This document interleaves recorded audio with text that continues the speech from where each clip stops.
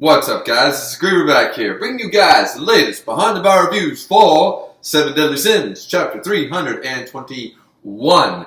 Now, there's a reason our boy Kanigas here has returned to grace us with his presence at the forefront of this chapter. There's a reason he's here, and I'm sure you all know it, because there was a translation that was out yesterday. However, it didn't have the subtext, the Q&A, any of that stuff translated yet. And, of course, it was a very rough translation, too. So I just felt that waiting for the one that was done properly, more cleaned up and stuff, was better. Though I did talk about this on the Weekly Manga podcast on Keishan Prime's channel yesterday. Go check that out. The stream, I believe, is still uploaded on his channel.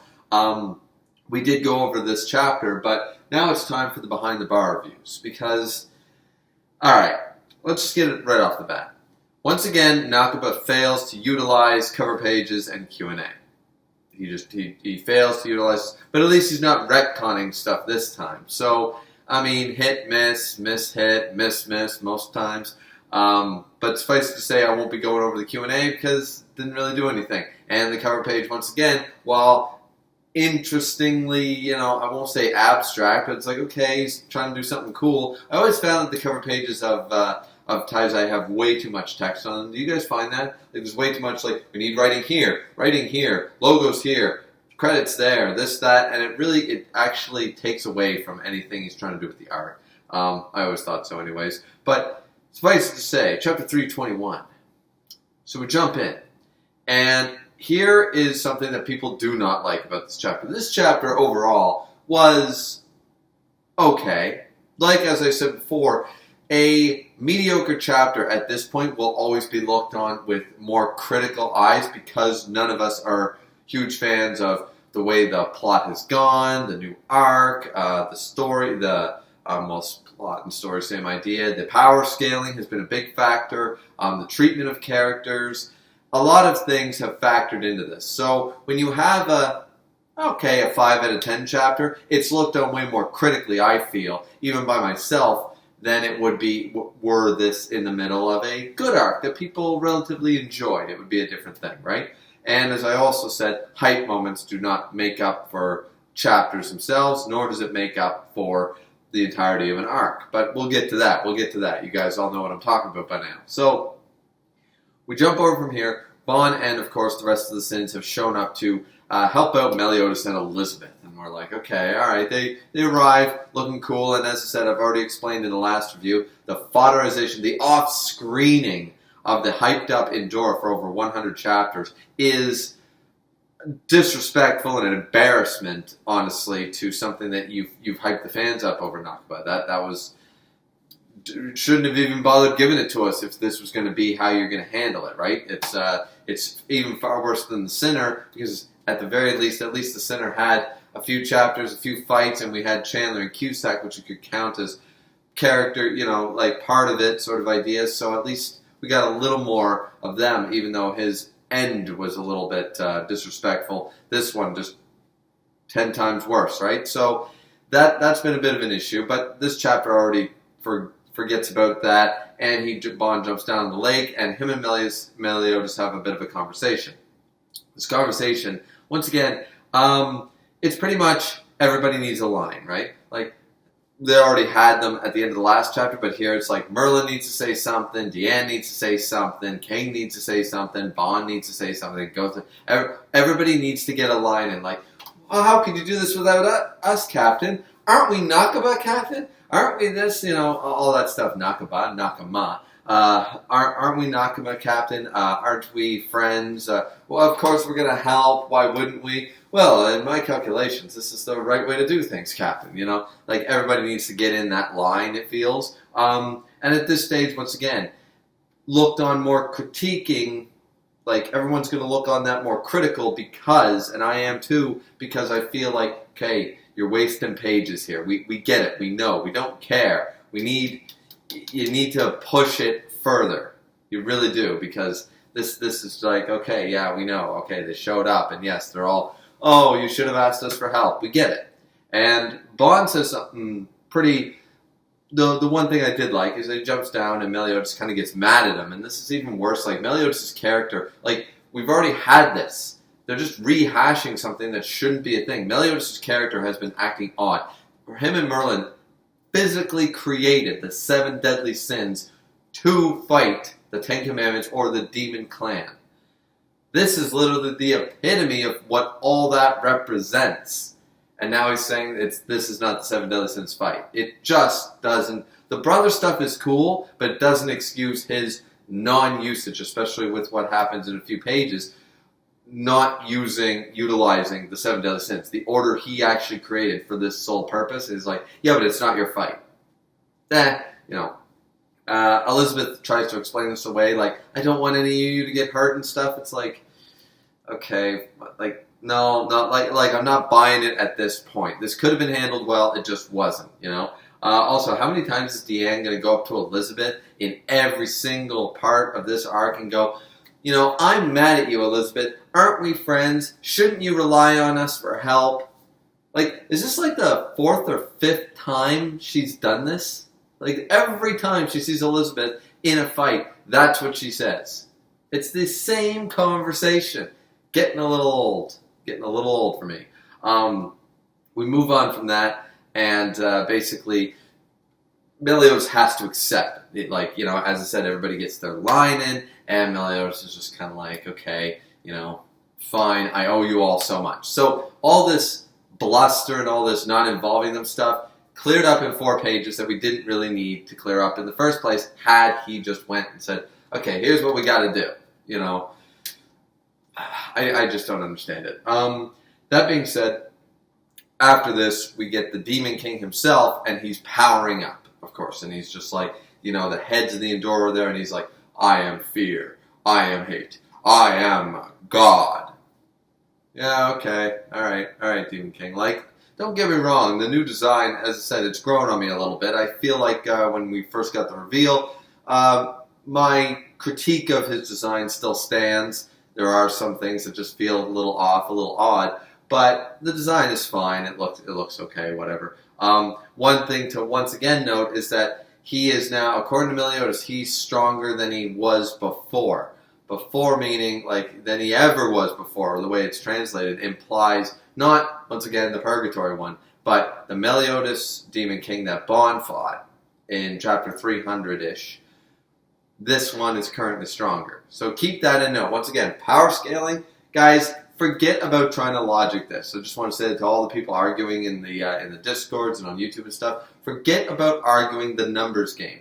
Power levels, never, like, they forget them eventually anyway, and they've forgotten them here. They haven't made sense. The power scaling has been off since chapter 300 easily, and there are multiple examples of that. And the words don't match the numbers don't match the feats that are shown. Just accept the power scaling has no logic behind it. It's a mess right now. You can't really retcon and fit. Nothing's been retconned to make it work or fixed yet. It just is what it is. So at this point, we just have to kind of enjoy the art and the fights for what they are, rather than trying to focus on the numbers game and what makes sense, because none of it does anymore, really. So he charges this up. He powers up the 5 heads, brings them all back and stuff, and he says, I'm going to, do this, that, and the other thing with them. And he's like, all hatred and fire and flame of my anger, come forth and use the last of your life to serve me. And like Keishan Prime pointed out on our podcast yesterday, I too believe that he was going to use the heads and they were going to sink into his body and he was going to fuse with them, get maybe a more grotesque form with the Endurer's power in it or something. But apparently that's not the case. He was going to attack them with it, with burning hatred and all that stuff. And he attacks them. And this, once again, Merlin, broken, yes. Deus Ex, yes. Infinity, way worse than the 1. I know a lot of people make the meme that Nakaba's choice is either use the 1 or use Infinity to explain away plot devices. But Infinity is way worse. It's probably the thing that broke Taizai initially. And this isn't a version of that. This was just honest tactics. I like what Merlin did in this chapter. Not just this, but the other instance too. Is that here, they're attacking and she just goes, oh, teleport. She teleports the attack to behind the Demon King and strikes him from behind at point blank range. That's a good usage. Teleport isn't broken in that sense. It works, it looks cool, and it didn't really do any damage because, of course, he does have the ruler. This is where they explain away the ruler, and it's one of the funny, or they re-explain the ruler, and that he has currently activated. Once again, how the hell he couldn't have had the ruler before this form makes no sense to me at all. But once again, it's not just power scaling, ladies and gentlemen. Let's crumple up that paper, that book of logic, and just toss it behind us because we don't need it, right?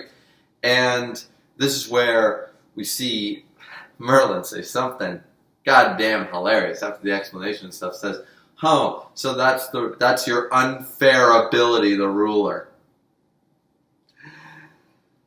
Okay, I'm gonna salute. I'm gonna honestly salute that. Good on you, Merlin. You know, like calling out the Demon King for an unfair ability. Yeah. Okay, Merlin, ladies and gentlemen, deserves a round of applause for calling out the Demon King for having an unfair ability. Okay. Because, oh, that's so good. That's so, like, I can't even be mad at that. It's just funny now. And that's where my opinions have been starting to go with this, is that I'm not going to drop this series, ladies and gentlemen, for some people that were fearing that. Because I'm kind of just enjoying the ride at this point. You know how everyone was getting mad over Fairy Tail? And the reason being is because fans actually enjoyed the beginning of Fairy Tail. It was a good, well-drawn, proper battle shonen that I don't think anybody's going to sit back and deny was good for its genre, good for what it was trying to do for at least the first few arcs. It was very popular, got an anime almost right away, it was big, and people enjoyed it. And a lot of people started dropping it, chapter 300s, 400s, the 500s. As the arcs went on, it got worse. And people were upset. But you can't be upset by something that you didn't care about or like in the first place. All I'm suggesting is that it's the same thing happening here. Fans get upset. Fans get upset when a series that they have followed, that they've enjoyed for hundreds of chapters, and they hate watching the quality drop, the plot get bad, characters being mistreated, and power scaling thrown away. Multitude of reasons, but fans, you only drop a series after following so long. And you only hate on a series or anything else like that is because you're upset because you enjoyed the series originally. Or, whether it was 2 months ago, a chapter ago, 2 years ago. It's irrelevant. It's the same thing with Taizai. Right now, the difference is that I'm enjoying this ride because at this point, I have had I've felt this way since chapter 300, as you guys have known. And as a result of that, going through this right now, people accepted 300 and 301 and 302. I did not. I saw the warning signs. I saw the red flags. I didn't like the direction they took it, and I was upset. I enjoyed the hype moments, for example, of Bon, a favorite character of mine, fighting the Demon King, but I already pointed out that it didn't make sense. And the new form didn't make sense. Demon King's plan didn't make sense. There was a lot of things that started already a bunch of red flags by that point, and it just kept getting worse. A lot of people managed to defend this and be okay with it for about another 10 chapters. 10 chapters being, of course, almost 2.5, almost 3 months. That is the difference. I've had that extra 2.5 months to go through the motions, realize I don't like this arc, realize I don't like what Nakaba has been doing. I've had my reviews, as you guys know, of criticizing a lot of the problems with the arc since then, but I've come full circle at this point. And a lot of fans right now have not, because a lot of fans started feeling this way only about a month or two ago. And really going, I don't like this. I can't defend this. That only happened about a month or so ago for most of the fan base. I've had a little longer since and that's not a good thing, guys. It's not good that I felt that way before, but now it means I was able to enjoy chapter 317. I'm able to relatively go, okay, so he's doing a Frieza transformation. All right, I'm excited just to see the new form of the Demon King. What does it look like, and do I like it or not? If you guys have noticed, I haven't been as angry or as disappointed or upset in my reviews lately because I've come full circle with that. And this is a perfect example. I'm still nitpicking, but I can enjoy the hype moments for what are hype, the new forms, the battles. I can still enjoy it while critiquing it at this point. So even though I won't defend what's going on, I can at least watch it and not turn it off halfway through, sort of idea. So that being said, the rest of the chapter. Sorry for that little segment, guys, but I felt like that needed to be said because I'm seeing a lot of hate on the forums, on the Discords, and the YouTube comment sections, and a lot of people are upset. And this is another thing that broke the camel's back, and I just want to try to explain why I'm not as livid as a lot of the fan base. And as you guys know, someone who has been livid, when we get something bad, I jump to that shit. So, but yeah, so that being said, gopher. This is another thing. I just said I'm not going to get upset, but this is kind of bullshitty because it breaks away what I have been saying for reviews, multiple chapter reviews. I've been saying it, I don't know how many, but it's been more than a couple, that you had two options. Either this is going to turn into a repeat of the Meliodas Demon King fight with Bon and Mel, which none of us wanted. You brought the Demon King back now, but don't repeat the same fight. Don't have a mental battle and a physical battle at the same time. We saw that, didn't really care for it then. You ain't going to have it good a second time, You don't take a movie that was panned by critics and try to redo that movie with the same premise and plots. It's not going to do it. Why would that do any better? So, in this case, we had that. And my second option was, of course, the Purge version. At least that would have been different. And it might have worked. And we could have gone somewhere with it, right? Would have been a little different at least. But no. It's a repeat. So this makes Meliodas and Elizabeth, or Meliodas in particular, look even stupider. Because his whole thing has been trying to get into Demon King's mind. Into his soul world, as they switch the terms back and forth. The synonyms keep changing, so I keep changing the term. But into his mind so he can get basically do what Sins did last time. To go to help Mel out against Purgatory Demon King, right? And they're just trying to do the same thing. But Meliodas didn't want anybody involved. So how the hell did he believe that he could pull a Gother without Gother? And some of you could have argued that, he's able to do that with his God tier powers. He's able to do that now. He was always able to do that. He has a connection with his brother. Multiple things that people try to explain away. Yet Merlin, of all people, is the one who says, and I don't see Meliodas arguing it, he's going along with this, Gother, go help the captain to try to use your powers to send him into the Demon King's mind. The Demon King starts freaking out and starts attacking, of course, and stuff. But so what we all feared is the plan. The repeat is happening, and that sucks. That does suck. That's not good, guys. It's not good writing. As I said, I thought of 2 or 3 other alternatives that could have made it not great, but acceptable. Not a repeat and make Meliodas look even stupider than he already has for the last few chapters, right? So, I mean, this is just one example. He's been doing a lot of bad stuff. Meliodas' popularity has been sinking hard for about 5 chapters, for about a month straight. And it's all in the writing. It's all in the dialogue. It's all in his attitude right now, right?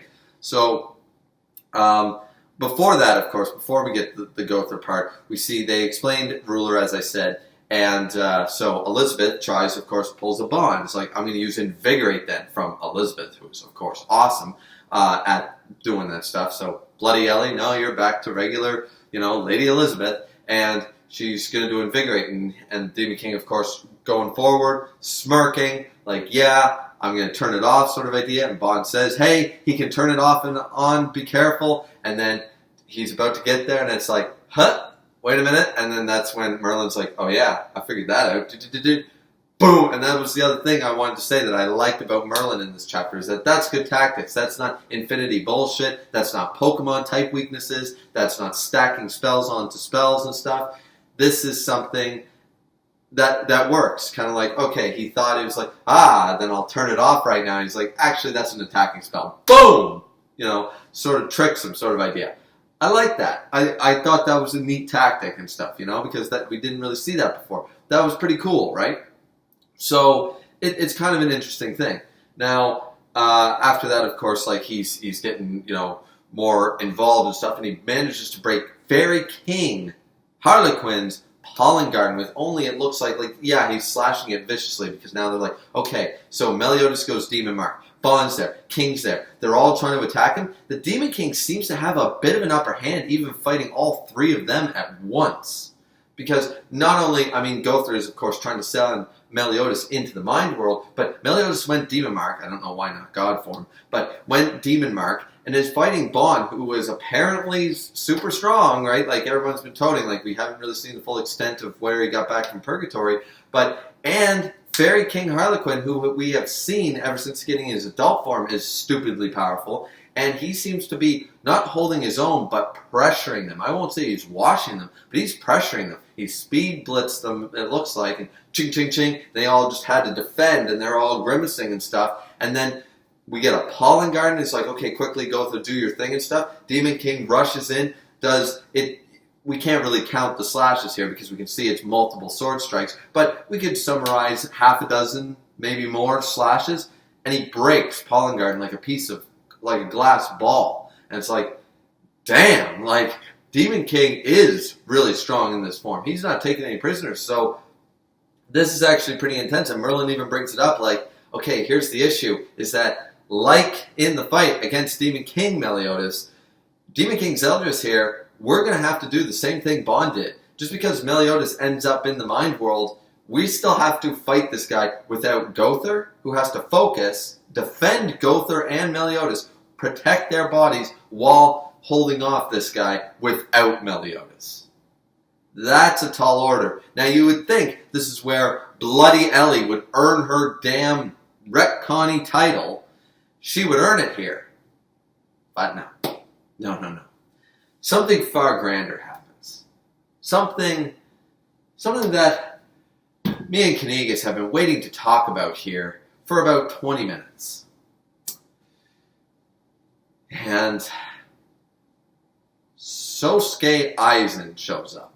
Of course, it's not actually the captain of the 5th Division in Bleach that shows up. No.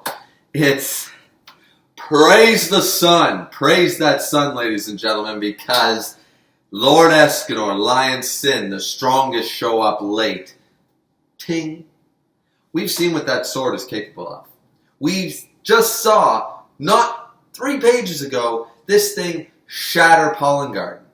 This thing actually making Bond with Sacred Treasure, King with Sacred Treasure, Meliodas, Demon Mark with Sacred Treasure, all have to block rather than counter against this sword.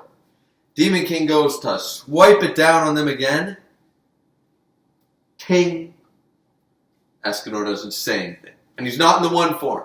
Guys, this goes beyond. This is where I said, take that power scaling and throw it away.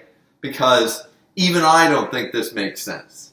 As the Escanor hype man, I love it. I think this is fantastic. And it proved the naysayers wrong. I am... Oh, Captain, my Captain, that's right, guys. All aboard. All aboard. The Griever was fucking right ship.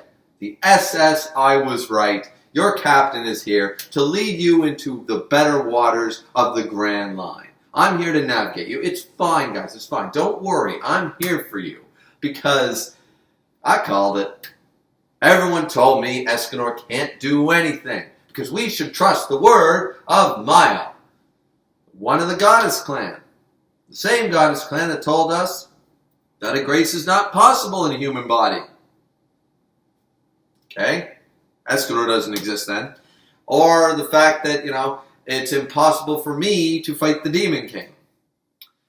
I don't know about you guys, ladies and gentlemen, but I've been under the belief, like everyone else, that with Sunshine, Mile in the one form would be stronger than Escanor in the one form, if that's a comparable thing. We don't really know enough about the one, but I would accept that reasoning without much argument.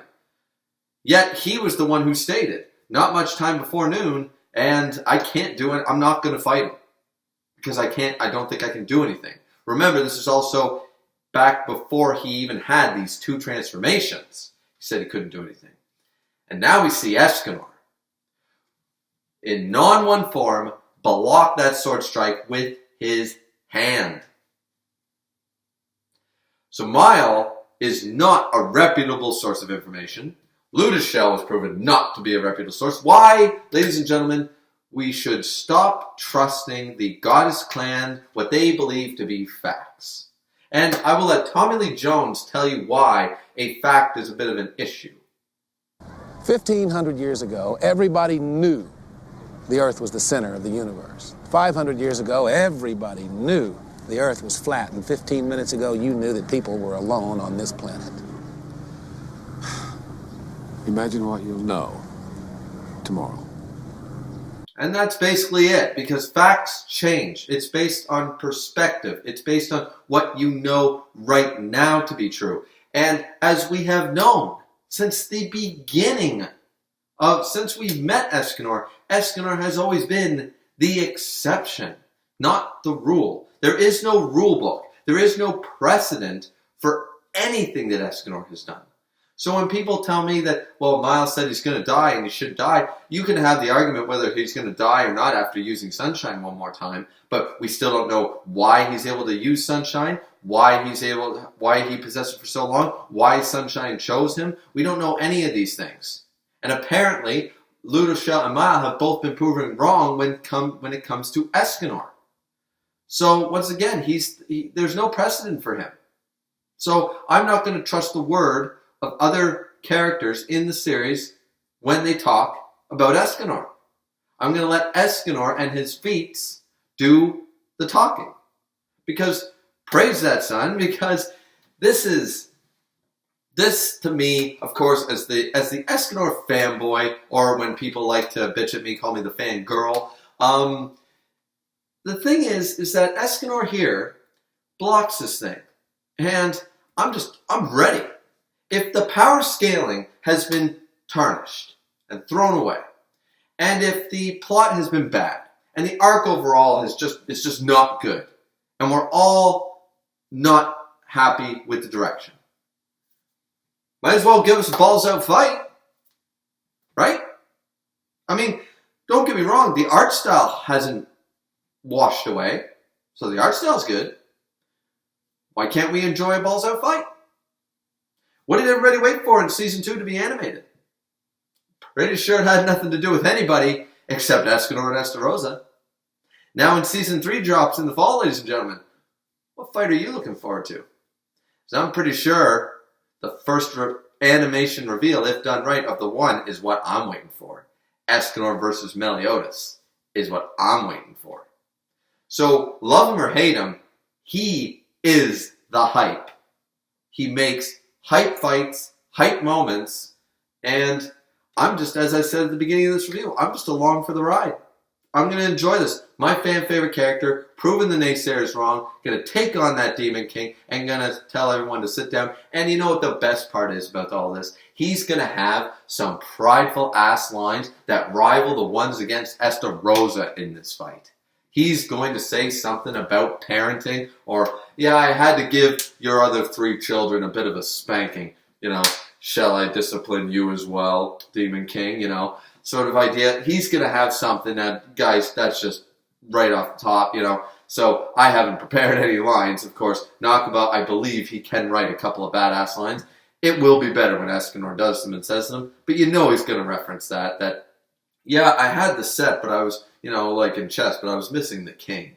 You know, shall I take you down or something? Anyways, like, shall you play with me for a bit? There's just so much I want to see him do, and so many lines. Like, he was silent here at the end, and I just wish there was one more page where he just says something really prideful and arrogant about him, being like, oh, something about like your sword, like that sword isn't so sharp. You have a pretty dull sword there or something. Because he's just going to flex all over the Demon King right now. And, I mean, a lot of people are saying they're upset with this, and I'm just not. I mean, the power scaling makes no sense. And even if Nakaba tries to explain this away that, oh, well, Escanor with Invigorate and stuff had actually had a fully healed body. Because remember, the only time we actually saw Escanor really getting his shit kicked outside of the Meliodas fight was against the Sinner. And that was also during a Dark Knight spell. And he was using Reserve Sun from Rita. We don't know how powerful that would make Escanor.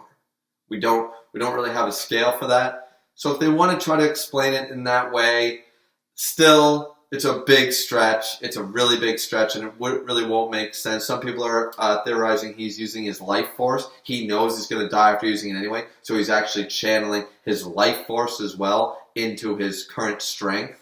Sort of like a Dangai Ichigo sort of idea. What Aizen Samurai said he originally did, not realizing he actually just got stronger than him. But a similar idea that he bolstered all his physical attributes and just bolstered this version because it's his last hurrah before he's going to lose his life forever anyways. Yeah, there's a lot of theorizing going on. I don't know if they'll actually explain away why Escanor was able to tank that blow with his hand.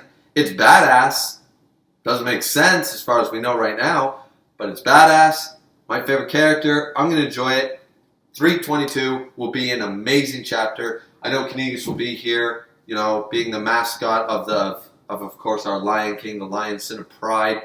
He'll be here to witness it with me as well. So I'm over the moon about this, guys, because the chapter had its flaws. I pointed them out, but that moment is so controversial and so badass, and I'm sailing away on the I was right Escanor versus Demon King ship, and I'm just excited for 322 at this point. Because as I said, if they're going to throw everything else away, at least give us a good fight, Nakaba. If you're going to throw away plot and character development and backstory and power scaling and a good arc and good everything else, you might as well give us that Escanor hype fight, right?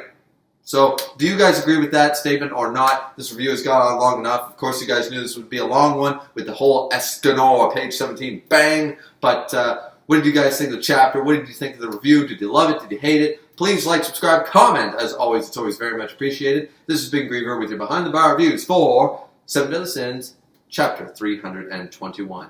The Lion Sin of Pride is back, baby. The strongest arrive late. Drink responsibly as always, guys. See you next time.